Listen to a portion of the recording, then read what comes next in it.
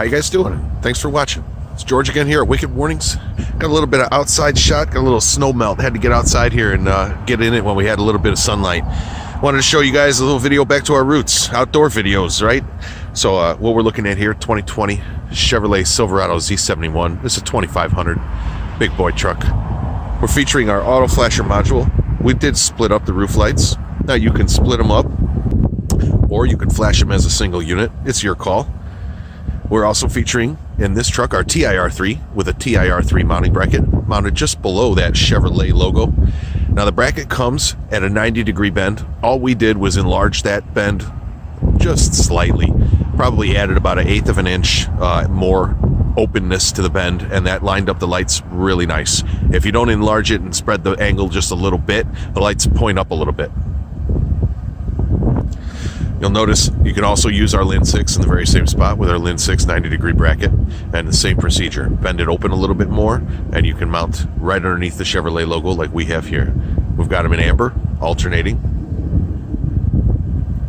Here's a little closer shot so you can see what I was talking about. Basically, flip the bracket around, use a very low profile screw to go up into the bottom of the chrome grille. That way, if you ever remove it, there's just a couple screw holes right in the bottom of the underside of the chrome. No damage visible. And run the wiring to the right and the left and go immediately up behind the grill like this. Fairly easy install. I like, as you can see, they don't protrude in front of the grill at all, so hopefully those car wash rollers and brushes will leave them alone. We won't have any damage or anything like that. They sit back from the grill probably a good 5/8 of an inch, so I'm hoping they'll be plenty protected. This particular client's in construction, so primary warning concern was out back. It got a couple of other goodies as well while it was here. We did a Magnum headache rack with some integrated 6x2 spacing for lighting. We also did a WeatherGuard toolbox with internal lighting. Now on that Magnum headache rack, we wanted to go with a warning, so we've got our basic 6x2 double flash grommet mounted amber strobe on the outer edges. On the inner edges, after talking with the customer, we decided the 6x2 incandescent white light would best fit his needs. He wanted a nice bright light for around the bed, but he didn't like the offensively bright LED lighting. So we went with the softer incandescent light. This light will also melt the snow, so in the wintertime months, those lights will always be clear as long as they're on and warm. And again, when working in the toolbox and working in the bed, sometimes the bright, shrill light of an LED can be a little hard to look at. So these are a little bit softer on the eyes and a little more pleasing. If you do a lot of night working in the bed, you may prefer the older incandescent lighting like this once in a while. Now underneath, you can see our HAW Duo mounted in the tail light reverse housing right there in the reverse. And we also have our Lin 6 in the step pockets. Now we've X patterned our Lin 6 with our HAW Duo. You can do that with those two products. They do synchronize together. Our HAW Duo will synchronize with our TIR3 or our Lin 6 quite nicely, so you can create these X patterns if you were to have a T3 like in the front with a HAW Duo, or the Lin 6 as you see here. Now there we are here in the bright sunlight today. No camera tricks, no messing with the brightness. That's our HAW Duo.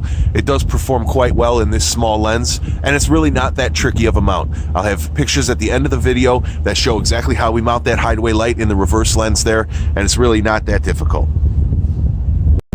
There's a little closer view of that Magnum rack. Sorry about the brightness of the sun. Wanted to give you an outdoor video, so it's a little hard to show you exactly what's happening here. But I do want to show you this. It might be a little hard to make out here, but you can see down in there, kind of right below my thumb, we've got some LED lighting. And it does go on and off with a magnet switch. It's not just the shadow, it really is going on and off. Right about the same time the shadow hits it. But nice LED lighting inside the toolbox. Magnet switched, hooked up for him real good. And then here in the cabinet truck, we're just running it off of the 3 factory auxiliary switches. Now these factory auxiliary switches many times don't even come wired. So if you need some help wiring those switches, make sure to drop us an email and we'll try to get you the PDF doc that shows you how to wire those switches. We'll put a little cheat tag on there for him. He wanted low warning, which is all the bottom half warning. That's your grill in the front and your tail lights in the back. And a high warning, which is his roof lights and his high back rack warning and flood. That was done by the customer's request. And again, just put a little cheat sheet on there so he remembers exactly what 1, 2, and 3 are for. And when he memorizes it, he can feel free to pull that tag off and throw it in the trash. Thanks again for watching Wake-N Warnings.